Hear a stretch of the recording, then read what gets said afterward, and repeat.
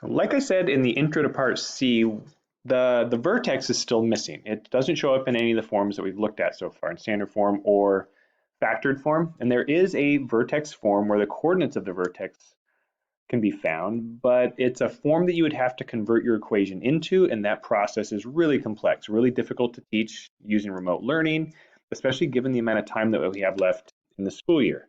But there is another way to find the vertex. Remember, this is a really important piece of a quadratic pattern. Like the vertex for that cookies for COVID problem was the cookie price and the income that they could expect at that price. And that's the optimal price to be charging for cookies. So a lot of times that high point or low point is a really important piece of the pattern. So you want to calculate what that is. And we can recognize it on a graph as the high point or low point. And yes, Desmos will give us the vertex if you put your equation in. But we want to understand a little bit more about what the vertex is and how we can find it, because it deepens our understanding of quadratic patterns and their symmetry. And so the symmetry is actually the really important concept that we're going to focus on to help us understand how to find the vertex. So if you go to the manipulative, hopefully you realize that the x value of the vertex is always directly between the two x-intercepts. Remember, that's what it means by symmetry, is the left and right halves of our parabola follow an identical pattern. They're just going different directions. So it's like a mirror image on the left and right. And so that means if you know what your two x-intercepts are, you know that the x value of the vertex, where that line of symmetry would run through, is going to be the midpoint between those two intercepts. So here I have the equation x minus 2, x minus 4, or sorry, x plus 2x minus 4. So our two intercepts for this one, sorry, x minus 2, x minus 4. My two intercepts are at x equals 2 and x equals 4, and the x value of the vertex is at 3. But how do we find that y value? In this case, that -1. How would we calculate that? We'll look at that in just a sec. It's not actually that complicated. But notice this halfway between the x-intercepts concept is going to work no matter what. So for example, if I have this equation, this would be x minus 7, x minus 4. My intercepts are at 4 and 7, and the x value of the vertex is right there at 5.5. It's directly between 4 and 7.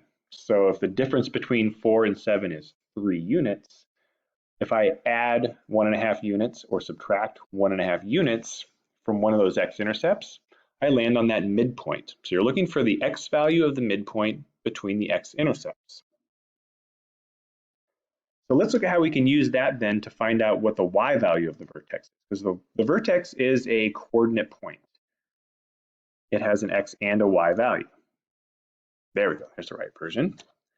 Okay, so again, the x value, we call that h, and again, all these letters N, M, A, B, C, H, they are generally accepted, but kind of arbitrarily in a lot of cases assigned to these pieces of a quadratic function. So why they call the coordinates of the vertex hk for just sort of the symbolic representation of it, I don't know. But h is the x value of the vertex. So the value of h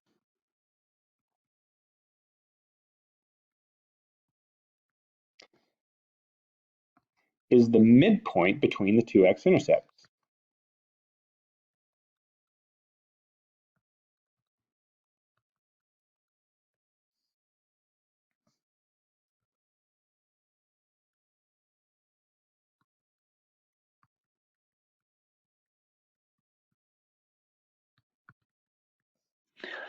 And like I said before, to calculate that, you can calculate the difference between the two values, divide that difference in half, and then either add it to the lower x-intercept or subtract it from the higher x-intercept to find that point in the middle. Looking at your graph really helps in this case to make sure that the value you get makes sense, so you don't go in the wrong direction. But we also want to find the y value. So remember, if you know what the x value is, you have an equation.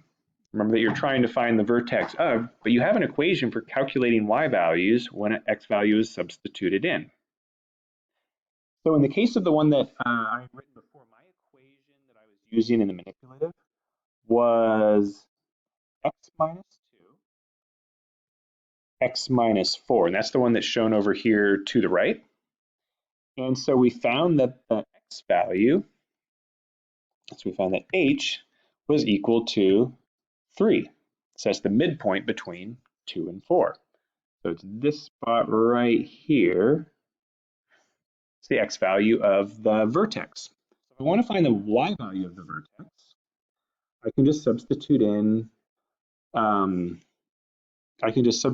in that value, that x value, into my equation.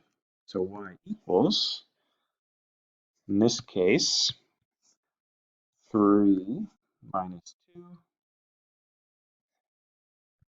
times 3 minus 4, which is equal to 1 times -1, which is equal to -1.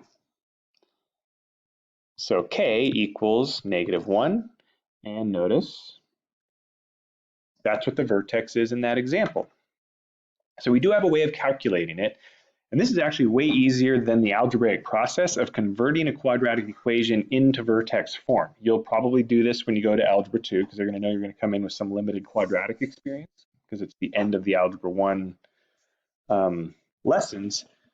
So they should cover that, but you'll find that it's a complicated process, and sometimes doing it this way, especially when you have whole number x-intercepts, is actually a little bit easier, although the process itself is a good mentally challenging puzzle as it is.